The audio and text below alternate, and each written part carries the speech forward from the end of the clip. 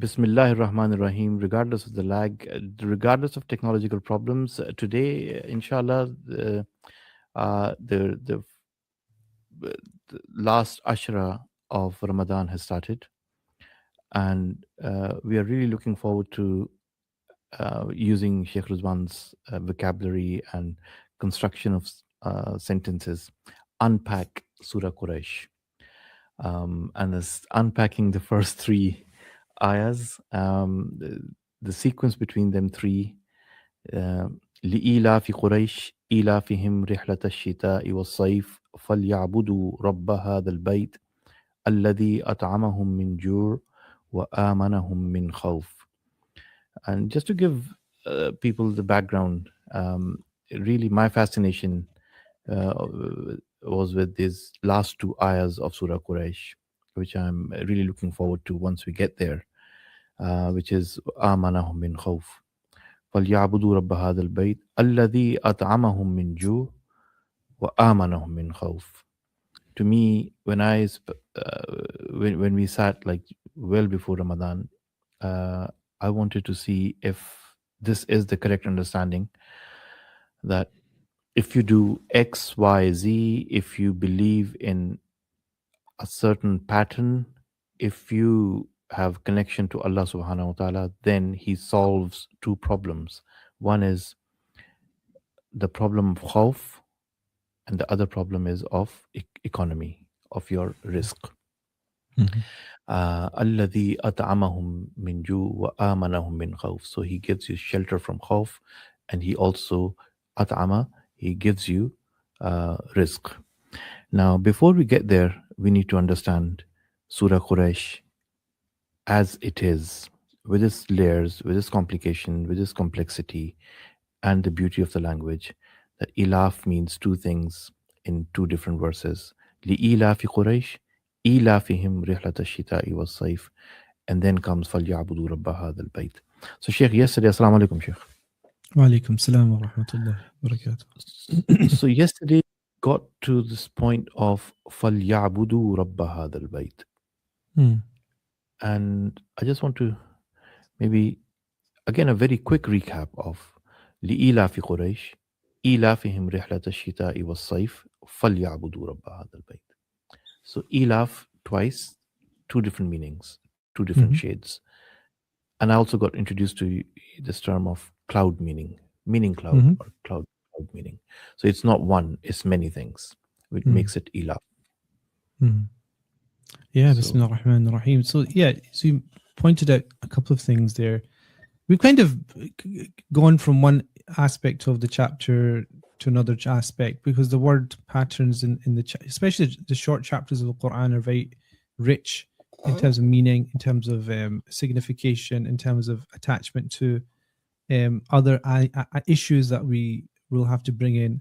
So Ilaf al-Quraysh is probably one of the most complex introductions to a chapter of the Quran. I mean, I can think of perhaps none other in terms of its complexity for something that's quite a simple thing, because essentially is a simple syllogism, basically a very simple logical argument being made here that God has given you this sanctity, ease of travel, ease of economy, and because of that, you should worship your Lord who saved you and preserved you from economic and poverty, economic difficulties and difficult straits, and also poverty, and gave you safety as well. It's a very simple idea, but the way it's constructed is interesting because it starts with Li-Ilaf, which we talked about, and we said that Ilaf is to do with ulfa, it's to do with sociability, it's to do with tranquility, safety,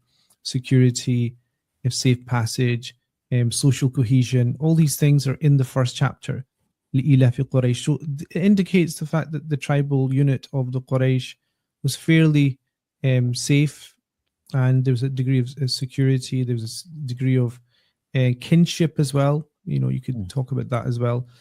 And the second part of it, إيلافهم, there the ilaf, the same word, is actually used as a contract, or that was known and historically understood to be the contract that the Quraysh made with the surrounding regional powers and the international powers such as Romans and Persians, but also the Abyssinians and the Yemeni tribes.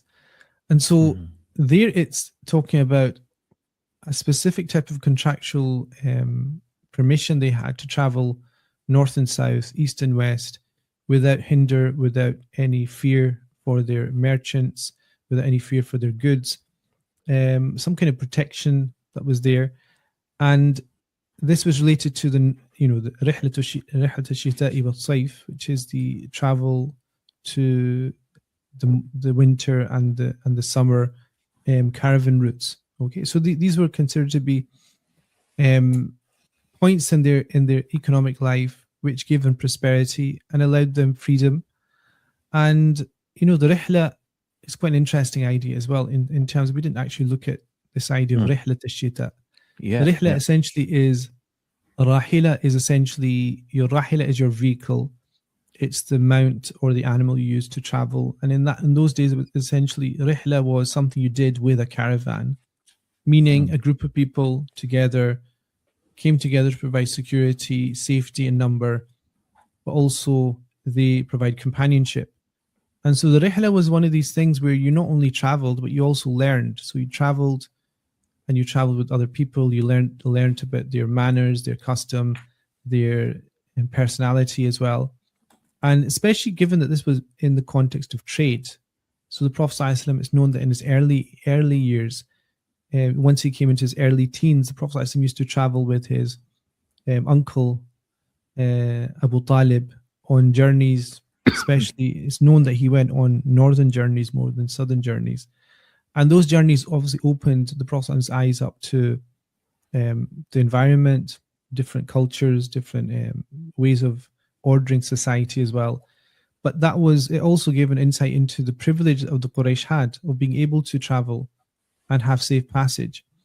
And the rihla in that sense, is, I mean, for me, it's an interesting idea that you have, a journey, which, we all go through journeys. And the thing about this type of journey is that there's a worldly benefit to journeying. Now, a lot of people, in our time, even before, they travel for different reasons. A lot of people travel Mm. for economic reasons. I was reading, just today about, whole issue of political migrants and people that are refugees due to the fear that they have in their own country, for example. So people do the rihla, which is this traveling for different reasons, mostly worldly, if you think about it. Um, Even if you think about, in fact, most people that travel now travel because of worldly reasons. It's either to do with economic need, poverty, Mm. or it's to Mm. do with worldly need or desire, such as traveling, such as tourism. There's a benefit there. So there's a benefit in the travel, there's a benefit in the movement, but there's also a type of traveling which is to do with, traveling towards the spiritual as well. So, the Prophet ﷺ, we know that Hajj is an obligation upon adult Muslims. Man istata' ilayhi sabila, as the Quran says, whoever is able to make a path towards it. So istita'a, which is the ability to go on Hajj, was defined by the Prophet ﷺ as being a zad wa rahila, having provisions, which is economic, and having a rahila, which is a mount and a vehicle to get to the Hajj. Those are considered to be the basic conditions that if you have them, you can afford it and you're able to get there. It becomes an obligation upon people. So the rihla was, sometimes it was worldly, but also it was otherworldly as well. It was spiritual, such as the Hajj or the Umrah. And so Mm. what's happening here is the Quran is telling them about essentially a worldly rihla, a worldly journey, a worldly movement that they're able to do freely. But then in the Mm. next verse, Allah will, subhanahu wa ta'ala, will remind them of the fact that they do travel from Mecca and they go to Asham, to the Levant, they go down south to Sana'a and Aden. They make these routes, okay? And those routes essentially are going to be worldly journeys. The rihlas are going to be Mm. worldly, and the travel is going to be for benefits of this world. But they also, when they do that, they always go back to the Kaaba. So it's almost Mhm. like they miss the significance of the place in search of the benefits that they get for being in the place. It's as if you don't recognize the blessing where you are because you become so accustomed to it. The reason they were given this free passage, this ilaf, this pass that was allowed them to go north and south, essentially was not of their doing. It wasn't their planning. It wasn't acute leadership skills. It wasn't strategic planning. It was divine plan, because Mecca doesn't really have much of a reason to remain prestigious for any significant resource reason, geographical reason. There's no significant reason that's there that gives it that appeal, that gives the Quraysh at this point in time in history a very lucrative prerogative, advantage to just travel and trade and not have the issues of security and having to ally with a specific world power. So think of nowadays, you've got China, you've got Russia, you've got America, you've got different global powers that are jockeying for strategic influence. And then you've got countries that have to ally to one or the other. So imagine a country which can move freely between all three and have one foot in each. And I mean, I think of Turkey now. Like, if you think of, I mean, you'll have criticism of Turkey in terms of lots of different things. But if you think of a geopolitical positioning where you're able to be in first terms with the Russian president and be able to interact with the Chinese as allies, and then also be part of NATO, for example. In other words, you have this almost like free hand geopolitically to be able to navigate and move between different geopolitical, social, and religious arenas, if you think about it. Now, that has to be because of some kind of privilege, or it can be statesmanship. It can either be planning, it can either be thought, it can be strategic decision making and resource management, or it can just be divinely gifted. With Quraysh, it's clear that it's not some kind of strategic plan that they have, 15-year plan, 10-year plan, 20-year plan that they set out and then they try to implement. What they are given is something that's from Allah subhanahu wa ta'ala. It's a level of power, the level of influence that is not of their making. So the rihla, for me, is a really interesting thing, because the rihla that they're on, they're missing the point of where the source of the power is, the journey. Because even in our lives, I mean, if you think about, everybody's on a journey in some way. You're born, you go through childhood, you go through teenage years that they call teenage years, young adulthood, and you're essentially on a journey, and you're maturing, and you're going towards inna ila rabbika al-muntaha, that your end will be towards Allah subhanahu wa ta'ala. There's that journey, and in the journey you always have to think, where are you, what are you doing, what's the purpose? And as the Quran says, فَأَيْنَ تَذْهَبُونَ, where are you going, where's your end, where's your end stop? And so they're doing so much movement that they're missing the gratitude that is due to Allah subhanahu wa ta'ala for the place that they're in.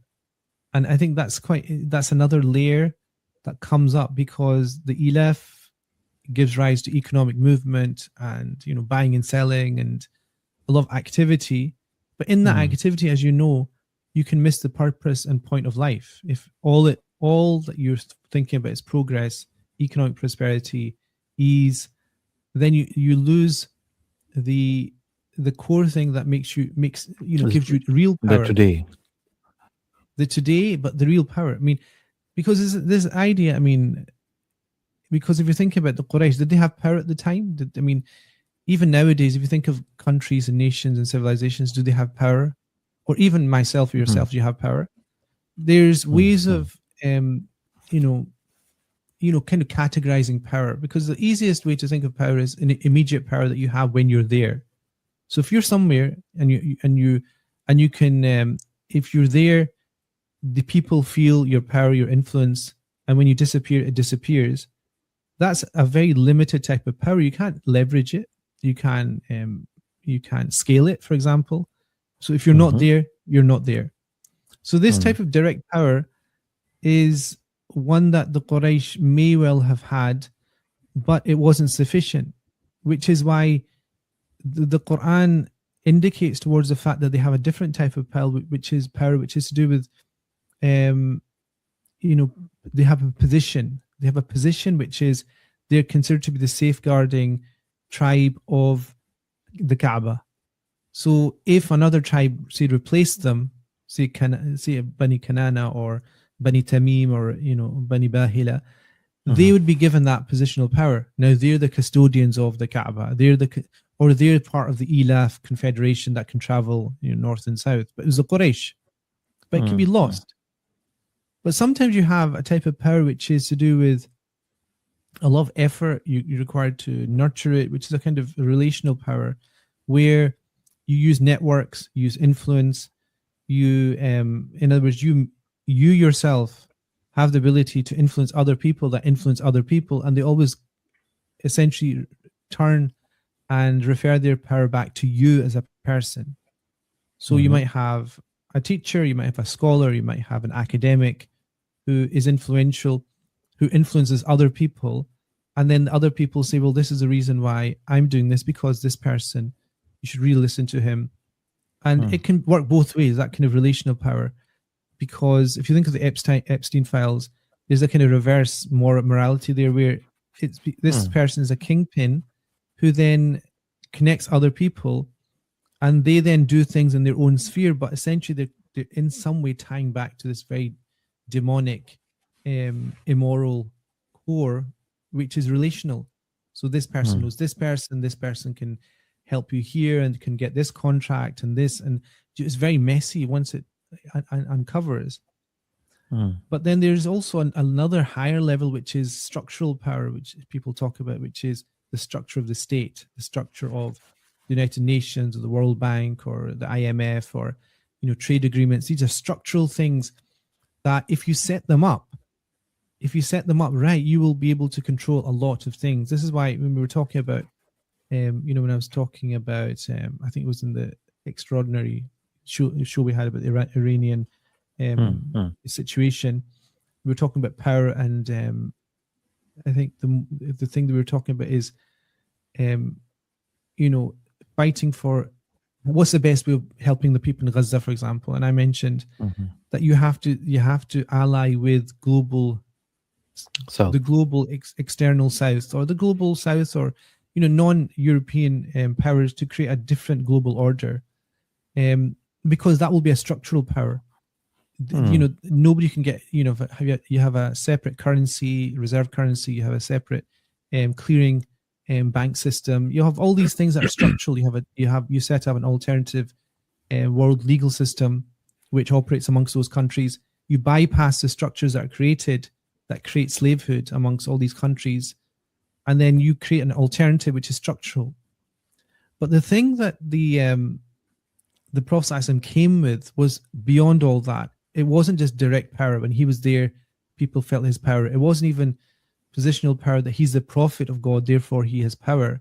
It wasn't the fact that he influenced so many different people. And it wasn't even he had structural power, which is, the Quran or the rules of fiqh or these things the Prophet instituted through his teachings. But the Prophet had something else, which was ideological or thought power, which essentially is way beyond. It's like it's conviction power. Now, when you're up against conviction power, ideological, faith-based power, nothing can really undercut that. Like if a people have a faith, like the people of Gaza, for example, they have a faith. The fact that everybody else had structural power, they had regional power, they had relational power, they had personal power, all these other powers, when it comes into conflict with faith and the power that faith gives you and affords you, and the ideology as well, that cannot be changed. And so the Quran is essentially saying to them, look, you've got type of structural power, you've got these contracts and these agreements with different countries, you can travel north and south and be prosperous, but that's not going to give you prestige. You're sitting on a power gold mine. You're basically sitting and centered within a power gold mine, which is the Kaaba, and which essentially is the calling card of which is the Prophet Ibrahim alayhi salatu wasalam, when he instituted the the Hajj to the sacred precinct. And in fact, even more than that, it's the fact that it's his dua, it's the Prophet Ibrahim's dua that is giving you this safety and security, and this safety and security actually in the traveling as much as anything else. You know, the traveling, because the traveling is always, the Prophet said, you know, السفر قطعة من العذاب. To travel is like a portion of the hellfire. It's like a type of torture. Because I mean, I don't like traveling at all. But you can imagine traveling in the past. It was arduous. There was, I mean, if you read stories of, you know, I was reading a story of Abu Hassan al-Shadhi a couple of days ago, when he all of a sudden had this impulse, deep impulse in Cairo to go on Hajj.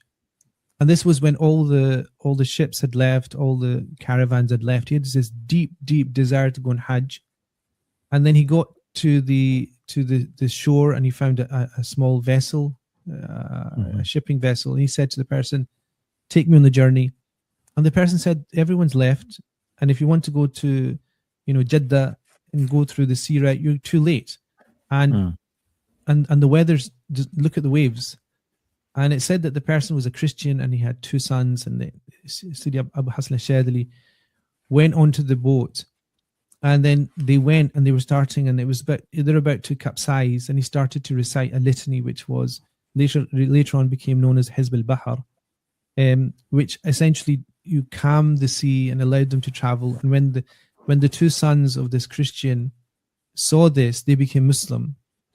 And Abu Hassan al-Shadhi, essentially what he did was the rihla, which was part of danger, he made into this journey which allowed him to get to Hajj, also created tranquility within what was going to be a very dangerous journey. And so journeys are always dangerous. Journeys are not something that nowadays we assume are safe. Journeys are difficult. They test your patience.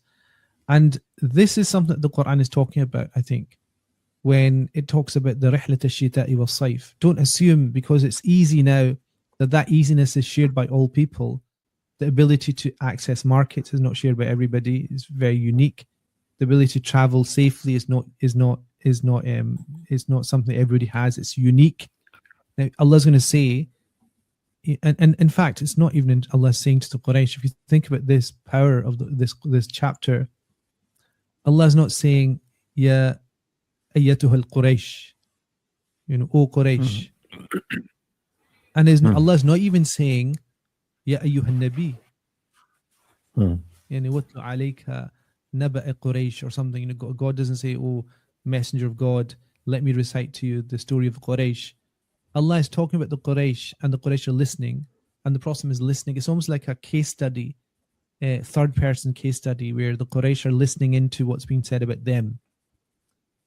Okay? And they have to then think, why are we so important in this way? Why are we protected? Why are we given safe passage?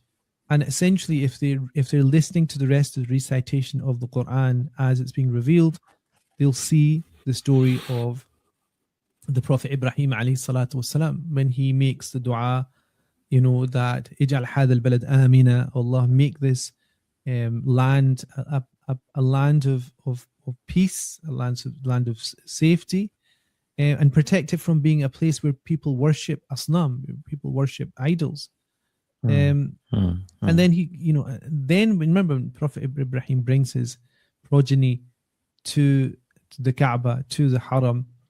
He essentially knows the economic, worldly disadvantage of this place. رَبَّنَا إِنِّي أَسْكَنْتُ مِنْ ذُرِّيَّتِي بِوَادٍ غَيْرِ ذِي زَرْعٍ.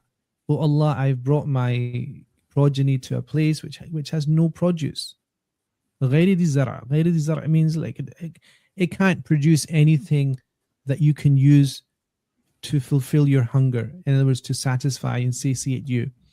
But عند بيتك المحرم, Allah said, the Prophet Ibrahim says, but it's next to your sacred precinct. Why? ليقيم الصلاة, so that they establish the prayer. And then he says, فَجْعَلْ أَفِدَةَ النَّاسِ تَهْوِي إِلَيْهِمْ. But that's really powerful because it goes back to the issue of ilaf. his dua is essentially, Allah, mm, I brought my family here where there's no provision, there'll be absolute poverty, there'll be hunger, but it's next to your house. So Allah allow them to establish the prayer, and also allow people's hearts to afidatin nasi tahwi ilayhim, make the hearts of people veer towards them and be drawn towards them. mm, Now, mm, if you think about it, why did the Abyssinians, the Persians, the the Byzantines and the Yemenis agree with these trade agreements with the Quraysh, unless there was something about them that they were pulled towards? When you go, why would they? Why? What benefit would they have in doing that? Unless there was something about the Quraysh that made them feel inclined towards them. That's mhm, from the dua of the Prophet Ibrahim alayhi salatu wasalam. That's, we say qudrati, that's like from the qadr of Allah subhanahu wa ta'ala. And so there's a lot of layers that are unsaid, which are understood when Allah will say, فَلْيَعْبُدُوا رَبَّ هَذَا الْبَيْتِ. And mm, therefore, mm, they should worship the Lord of this house. I mean, it mm, says Lord of mm, this house, not the idols that the Prophet Ibrahim prayed would not be part of their worship, but the Lord of this house. Not so the power that they had, which was seasonal about the idols being there, wouldn't be the source of their power in this narrative, the Quranic narrative. It would be the fact that they're the custodians of what is essentially the mm. temple, the house, the abode of God's majesty, of unity, of Tawheed. Sheikh, three concepts here.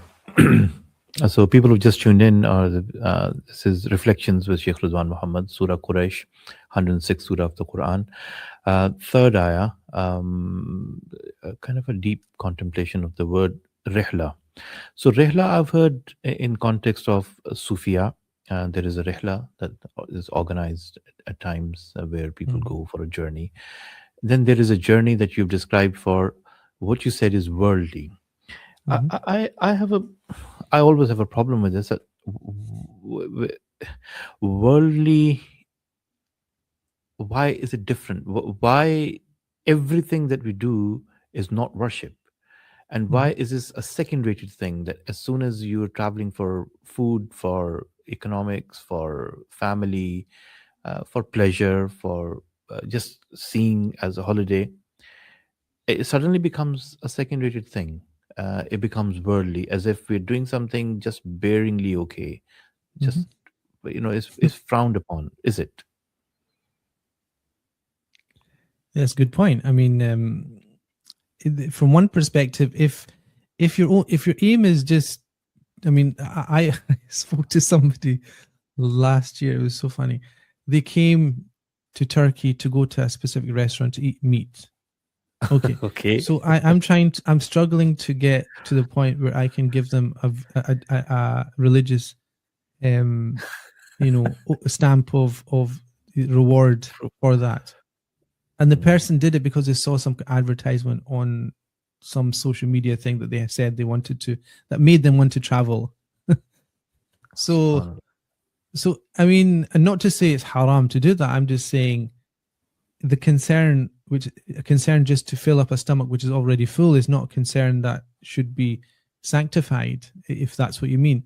But there obviously is this thing that if you're, if a person is traveling to earn halal, is rewarded. And if the person is traveling for halal and they have the intention of using what they earn to support people they need to support, then it's double the reward. It's like Mm, إنما الأعمال بالنيات. Actions are by your mm, intention. mm, And mm, that's why mm, even scholars, they have this principle that النيات تغير العادات عبادات, that your intention transforms something which is a normal thing you do worldly, day to day, such as going for a walk, such as spending time with family, such as playing a sport, such as just doing something seems to be not religious, quote unquote, in that way. It makes it mm, into an act of worship. The intention, like your intention of sitting down with your child and listening to their weird story about some kind of horror thing that's happened, or their kind of story, or whatever it is, something mm, menial to you, which is going to bring the child closer to you is an act of worship. If your intention is an act, is that it brings this sociability, this cohesion and closeness to you and your child, that becomes worship. And then if you have Mhm. to choose between that and reciting Quran, the prophetic model would not be to recite Quran, it would be to spend time with the child. Because what you're doing is you're embedding within the child the love of a way of being and socializing, which will stand them in good stead to create a healthy society from which you'll Mhm. have more Mhm. people who will be more spiritually minded, who will then recite more Quran. And therefore, if through that small action down the generations you have a more healthy community and family, then more people recite Quran, and it's all in your on your. If you're worried about your bank Mhm. balance, religious bank balance of Quran that you finished, then you're going to find that on your bank balance after you die. So Mhm. we're very short-sighted in terms of what's religious, what's not. Mhm. Secular, spiritual, or worldly. I mean, there's no difference. I mean, I don't consider anything Mhm. that I do in a category. Okay, I'm religious mode. Topi penli. I've got the Mhm. hat Mhm. on. Mhm. I've got Mhm. the shalwar kameez, and Yeah. so I'm in religious mode with tasbih, and Yeah. then come home, take it off. Okay, joggies and Yeah. hoodie and this kind of then. No, no, I was sorry. I was kind of referring to something slightly different here. Okay. That which is vast majority of population throughout the history will always remain the consumers of this world and how they do it. Like they're worried about getting their house in order. They building a house, having a vehicle, stable income, and a small minority will be quote unquote higher purpose, a very small Mhm, minority. mhm, And they are the thought leaders of the society. They'll be setting the trends, but the trend they set is for people who don't know how to set trends. So for mhm, them, what we call worldly is the entirety that they live. mhm, That's where I was seeking your kind of comment or clarification on that. The vocabulary of this is worldly and this isn't. mhm, Everything a Joe does, your average person, sorry, is worldly, but the worldly things are desirable. mhm, Is it is it not the case? Everything is about this. Like it amounts to even the recitation, the litanies are for a bahr, okay. Yeah. for So for, a- for a journey. Sorry, yeah, for a litany is the Hizbul Bahar is for a rihla, for a journey. okay. Yeah, for a purpose. Imam Shadli, what he said is, I mean, he lived during the time of the sacking of Baghdad, Mhm. and he said, I'm sure I read this. He said that if the people of Baghdad had read the litany, they would not have been sacked. Hmm, hmm, hmm, hmm, Hizb hmm. al-Bahar is very powerful. Hizbul Bahar. I Yeah. mean, I read it constantly, and Hmm.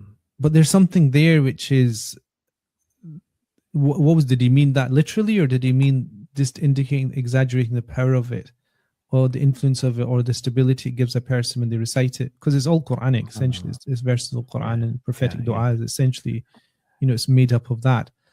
But I the guess what, thing, I guess what I've learned from you is the deep connection which is missing of the humanity with the Creator hmm, in every sphere, and the connection is your anchor to do what you're required to do as human civilizational struggle. hmm. But the anchor So they have is this your. concept. Yeah, they have this concept which is in Tasawwuf, which is Khalwa Dar Anjuman. So if you've heard of this, this is like Khalwa Dar Anjuman is like Yeah, yeah, yeah, yeah, yeah. बिल्कुल सही है बिल्कुल हाँ you know है. the idea, don't you? Yeah, yeah, yeah, yeah. In Persian. So in English, it'd be having this close seclusion with खलवत God, खलवत में even जलवत. even in the context of being amongst people. So you imagine you're president of a really busy country. You've got 7, 8 major geopolitical issues on your table in the morning, and you've got internal economic crises, and you've got insurgency, and you've got all these things, and you've got your family. So Hmm. all of that, a person in that state of mind with all those things on their table. It's interesting. A lot of people. I mean, you obviously know my kind of political views, religious political views, and I was reading a article last night about what would change if we had a khilafah yesterday, and there was a person who, it's good to live in fairyland, like cloud cuckoo land, but he said if we have a khilafah tomorrow, this is the 10 changes that will take place, and he basically listed all these 10 things, and they basically so basically, what's the purpose of telling people they can travel without passports, and there'll be no usury, and there'll be no wars, and people will be able to live in peace? So it's like almost like a utopia that the person created, and then he's going to go to sleep and wake up the next day, having to pay his bills in fiat currency in a country where he is basically, according to him, completely enslaved. So there is a way of thinking about things where in your mind you think being a leader is very easy. But I mean, people have struggled just leading a family. I mean, just providing for their own family. Forget their extended family. Forget having influence in local politics, regional politics, national politics. Leave aside having to then dabble in the religious authority issue. And then they criticize a lot of the rulers because, they're basically sellouts.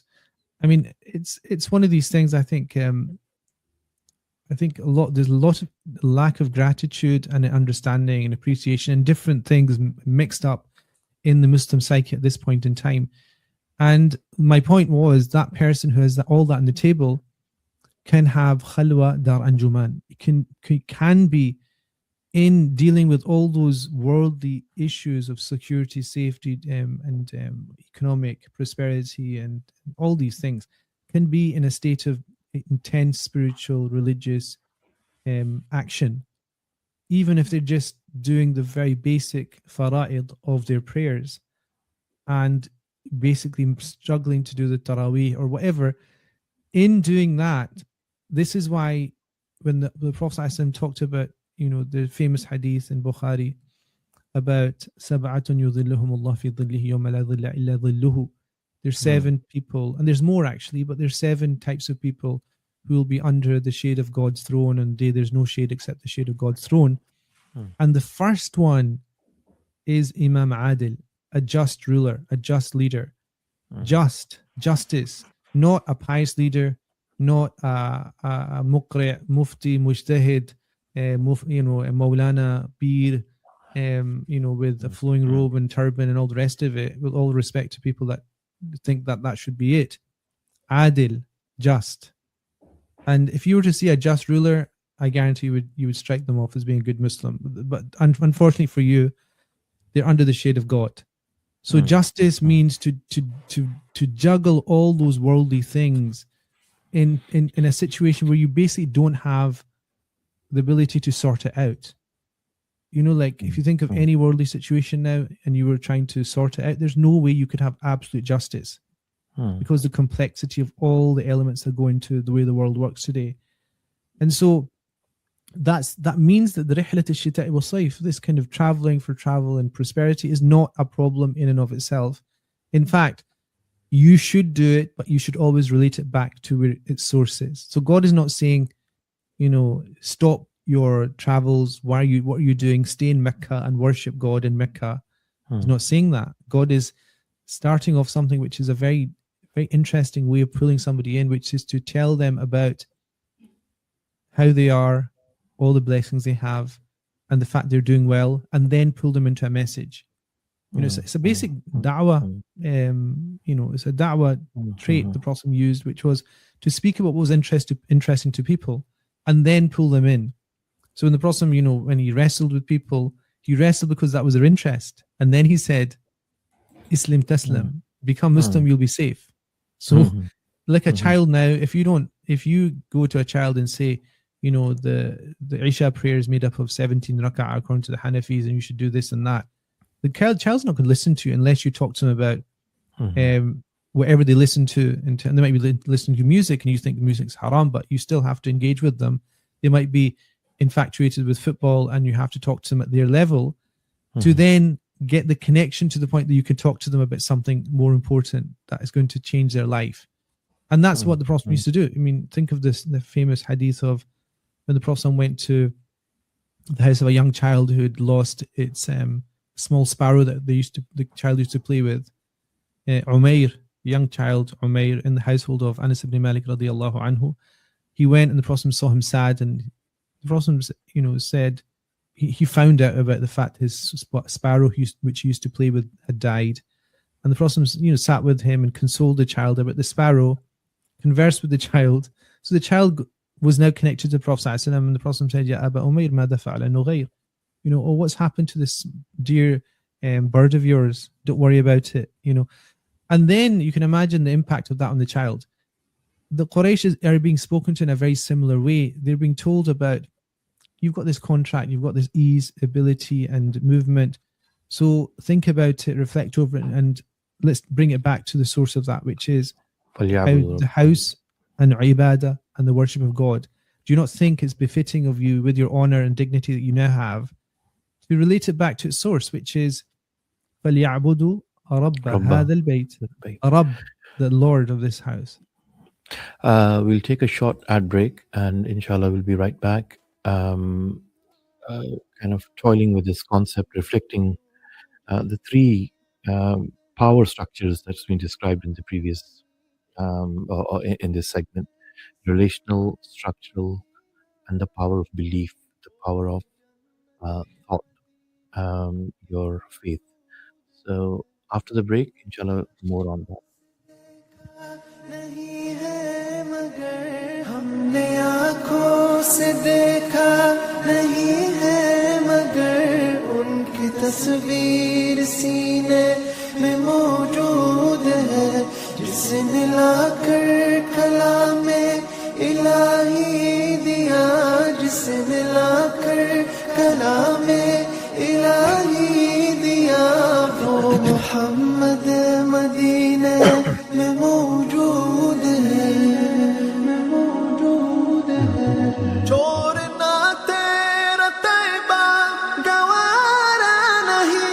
Reflections with Sheikh Rizwan Muhammad, Surah Quraysh, ayah number 3, فَلْيَعْبُدُوا رَبَّ هَذَا الْبَيْتِ, kind of impressing on the concept of what this means. Moving on from ilaf, the trade routes, the security, privilege, leveraging their position, God-given position, and then Quraysh have been asked to ponder on what is the most important thing. So Sheikh, 3 power structures you kind of talked about: relational, structural, and the belief. So is this the foundation of what's been termed as political Islam? Well, how long have we got left, by the way, until iftar? Oh, we've got 15 minutes. Why go into such a political thing just before iftar? Is this the foundation of... No, I don't think it is. Political Islam essentially is answering the question of how to instrumentalize power that is part and parcel of the world, and how the way that the world's ordered into the current global structure. So the global structure now is state-based. So you have nation states. Within those, you have to operate within the systems that are there. And essentially influence it's a naive thing, I think, personally, to think this, but influence is based on politics. And I think the major failing of political Islam is the fact that they've misread power and reduced it to politics, which is not really the way the world works. It's based upon, I think, structural power much more and ideological power. So anyway, that's a kind of... I think that's just a misreading of history, which you can see the reason for it, but I think that's just a misreading of where power lies. So, فَلْيَعْبُدُوا رَبَّ هَذَا الْبَيْتِ is an indication of the spiritual power or the power of belief?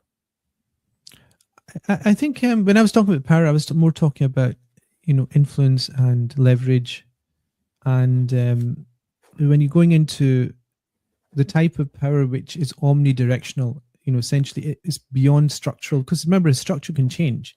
So when I was saying that the global south should create and is trying to create an alternative power structure, structural power systems, that will replace another structural power system.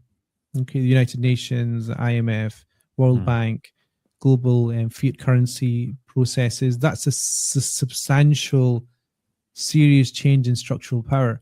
So structural power can change and can be replaced by alternative power structures.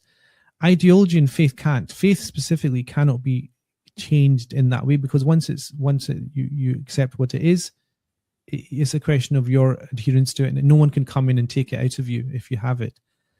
And so but the structure is informed by an ideology. Yeah, so structure. Yeah, the modern structure is informed by ideology. It's like liberalism or neoliberalism, which basically dictates the world global order. Individual. So individualism at the very core of that. If you have a type of political reading of Islam, you might want to replace that with another structural system, but it's only as strong as the structure. Individuals don't have much power in that. They're just nodes and individual elements within the structure itself. What ideological and faith power does, it takes you outside and above the structure itself. Like, you're not dictated to by structure. You are beyond structure. This is why in human history, faith has always been one which stood up to power, structural power. If you think of the story of Nimrod, Fir'aun, the Prophet with the Quraysh, the Prophet stood above the structural powers that they had, the contracts, the way that they ordered, even the calendar. We didn't even talk about that. The fact that you have a solar calendar, which is the traveling north and south during winter and summer, was also allied with another type of calendar, which was the lunar calendar, which is to do with religious observances. And the Quraysh used to have, and the Arab tribes used to have, the ability to change the order of even the religious calendar as well. So they had structural power. If they decided that Rajab wasn't going to be, were going to move Rajab from one place to another, they could do it if they wanted to fight, or they wanted to have a kind of conference, or they wanted to have some kind of festival. They would change it. So they would have the ability to change the structures. But one of the things the Prophet came with was the insistence on the fact that the ideology and the faith operates above that change and that tinkering with structure. The things the Prophet farewell pilgrimage was the abolition of intercalculation of the lunar calendar, where the Arab tribes would decide when the sacred months would be and when they could fight and when they couldn't fight based on their interest, which was worldly interest. And so I think the idea of the power of idea, the power of faith, the power of conviction, I think supersedes all of those types of power that you can have.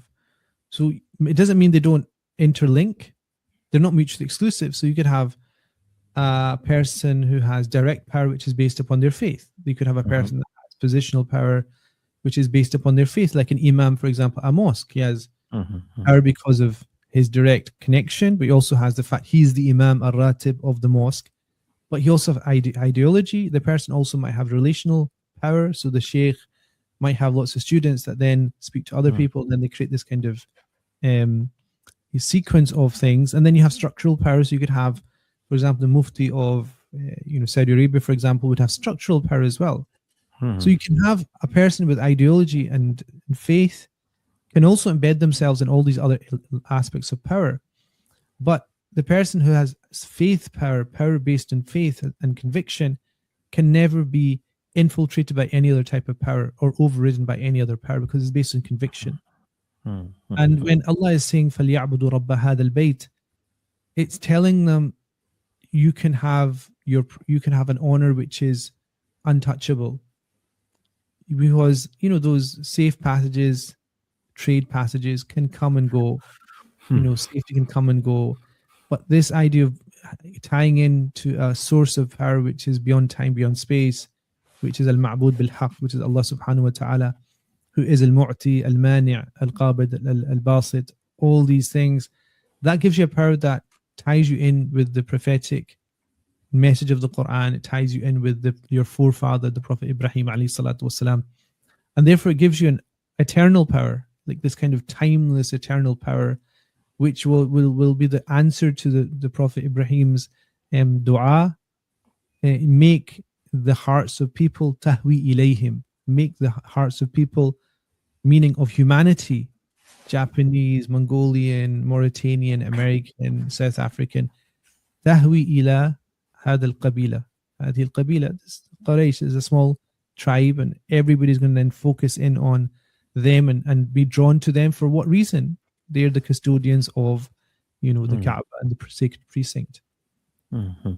So, if I go back to these ayahs, لِإِيلَافِ أعوذ بالله من الشيطان الرجيم بسم الله الرحمن الرحيم لِإِيلَافِ قريش, since the Quraysh became accustomed, إِيلَافِهِمْ رِحْلَةَ الشِّتَاءِ وَالصَّيْفِ, accustomed to the journey of winter and summer. فَلْيَعْبُدُوا رَبَّ هَذَا. So it is in a way warning.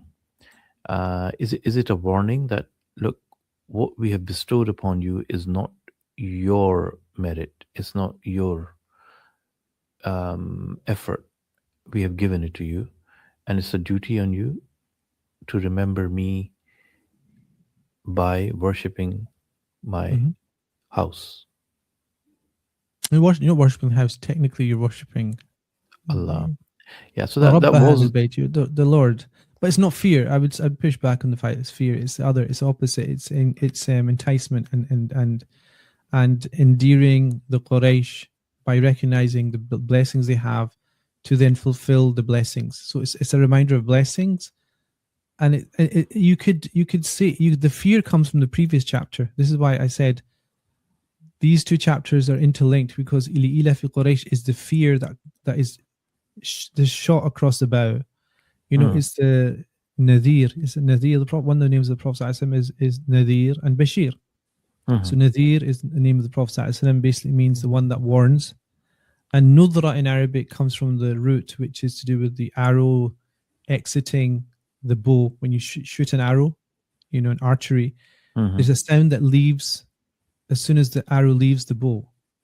When that sound emits itself, it's a warning to the person who's about to be hit that they're going to die, because that's why if you were to shoot an arrow towards an animal, as soon as it leaves, they will look around to the noise. But by that time, it's too late, because the arrow would have reached the animal. And Nudra and Nadir is a warning, and Surah Al-Fil essentially is a warning to them.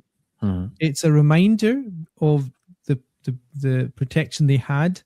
But it's also a reminder of the fact that are they the Quraysh in terms of the victim, or are they now in the position of Abraha as the aggressor? And that is left in Surah Al-Fil as a thought in the mind of the Quraysh. But then when it comes to Surah Quraysh, it's about the blessings. It's about the safe passage, this ease, this tranquility, this privilege that they've got, this privilege that nobody else has. But it's only a zikr. It's not a declaration that we will give you. It's stating the fact that we have given you. Yeah, that's it. It's a blessing. So a blessing, you don't ask somebody to give gratitude for a blessing before they have it. Yeah, they have to feel it, they have to experience it, they have to benefit from it. And like if you're about to break your fast, your gratitude comes once you open the day and you have the water and you have the food. When you taste it, you give gratitude. You're not going to give gratitude before it, apart from like you go through the motions of saying Alhamdulillah for the blessings that we have in front of us. But essentially, the real gratitude is when you're experiencing it, and then you can give the gratitude. The Quraysh in the same situation, they've tasted and experienced and utilized that privilege and that blessing. But the gratitude is missing because they've filled the Kaaba with idols. There's a disconnect. There's a mismatch. There's a mismatch which is there, and God has allowed them to have the mismatch for a reason, which is that the final prophet will come to them and he will call them to remove the idols. And that will be the fulfillment of the gratitude if they're able to then remove them And really, فَلْيَعْبُدُوا رَبَّ هَذَا الْبَيْتِ. And in the verse, actually, there's an indication towards the idea that they're actually worshipping something else that they shouldn't be worshipping. فَلْيَعْبُدُوا اللَّهَ.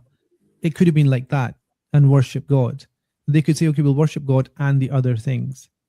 But the verse is very specific that the Lord of this house has no justification to have anything in it except emptiness. The emptiness, which is an indication towards the existence of Allah subhanahu wa ta'ala, and not the idols that they've have filled there, because that's what they would have said.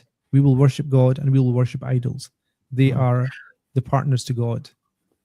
So, Sheikh, coming to the end of this, almost like we still have about 8 to 10 minutes. And the question that comes to That was mind. a long 5 minutes then. 8 to 10 minutes we have. And that is, why keep the cube as a confusing thing? How is it different from any other idol? Why not just worship Allah?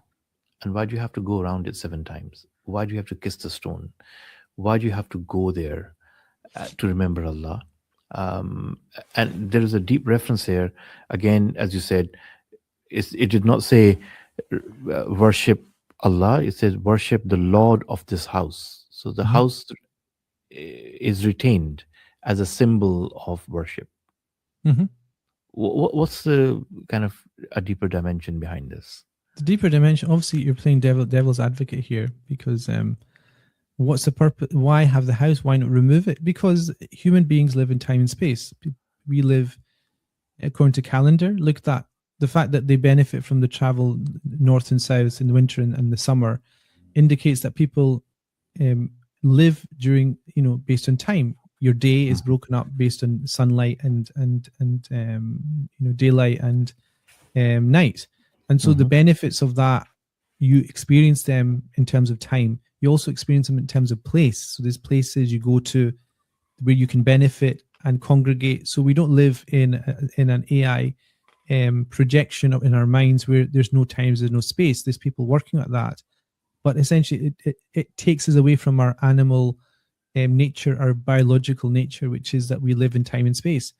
And living in time and space, you need to have focus. Like, you have to have a center that you turn towards. You have to have a direction that you aim towards, a purpose that you work towards. There's always some kind of directionality in everything that you do. Like, even biologically, you have a child, you look towards the child, you don't just speak to it and have your head turned, because there's a directionality. And if you meet somebody important, what do? You turn towards them, you don't turn your back on them. And so if you're in a state of worship, you cannot then cut off the way that we work and operate as human beings, all of a sudden short circuit it and say that God is everywhere. God is everywhere in the sense of his knowledge. فَأَيْنَمَا تَوَلُّوا فَثَمَّ وَجْهَ اللَّهِ. The Quran itself says that wherever you turn, there you will find the countenance of Allah subhanahu wa ta'ala, because people prayed and during the time of the Prophet towards different directions because of bad weather, and they couldn't tell the direction of the Qibla. The Prophet was given that verse to tell them, look, God is not restricted to any place. As human beings, if you were to take a pilgrimage, the pilgrimage has to entail travel. It has to entail journey. It has to entail the benefits of journeying and the wisdoms that come with journeying and the difficulties that come with journeying. Otherwise, you would say, it's time for Hajj. Everybody, okay, in a couple of months, we just want you to sit in your house and meditate. And we want you to meditate just in no direction, in no specific, and we have a time. Even the time, you could say, well, why is there a time for it? We need, human beings, times and places. The whole thing of Islam, if you think about it, times and places, the month of Rajab, month of Sha'ban, Shawwal, Ramadan, Dhul Hijjah, Rabi al-Awwal, all these are opportunities for you to get the bargains, as we say, like Laylatul Qadr. If Laylatul Qadr was every moment in the year, nobody would search for it. The fact that you have it at a certain time, like, the worst analogy is Christmas sales or something, Boxing sales. But essentially everything's a bargain at that specific time. And so to search, the human psyche is made up of elements that look for opportunities in terms of, like, when we were hunter-gatherers, we were focused in on where the most lush foliage would be, or where the best hunting ground would be, so we could take advantage of it. But same with worship. You go to the Kaaba and God is not there. It's just an indication of the direction for the prayer itself. But it's sanctified because of the fact that when you go there, you'll go to a place where people came all over human history, and prophets came and they died and they were buried in the precinct.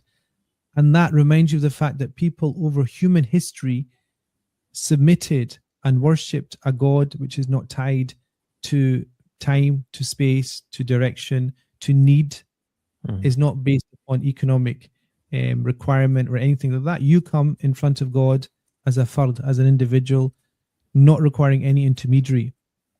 And so that abstractness of the Kaaba in a place that has no strategic benefit for anybody apart from the fact that the Prophet Ibrahim was given that, place to go to, is why you have to have a place, a time, a setting, an intention to worship. And Ramadan's a perfect, one of the most perfect example of that. 30 days fasting from a specific time to a specific time. It orders us in the year to kind of take stock of everything. And then the rest of the year is either a longing or a departure from that. Either a longing for the next Ramadan or a departure from the benefits of the Ramadan that we're in. Reflections with Sheikh Rizwan Muhammad. Another session comes to an end, and I leave you with the recitation and the translation of Surah Quraysh. Inshallah, we'll be back tomorrow with another session. Assalamu alaikum wa rahmatullah. Alaikum salam wa rahmatullah.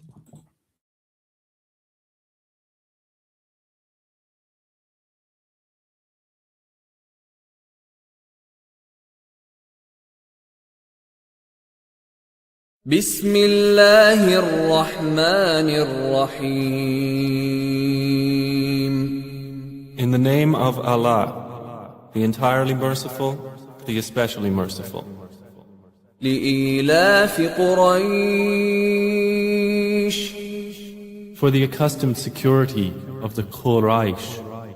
إيلافهم رحلة الشتاء والصيف. Their accustomed security in the caravan of winter and summer. فليعبدوا رب هذا البيت. Let them worship the Lord of this house. الذي أطعمهم من جوع وآمنهم من خوف. Who has fed them, saving them from hunger, and made them safe, saving them from fear.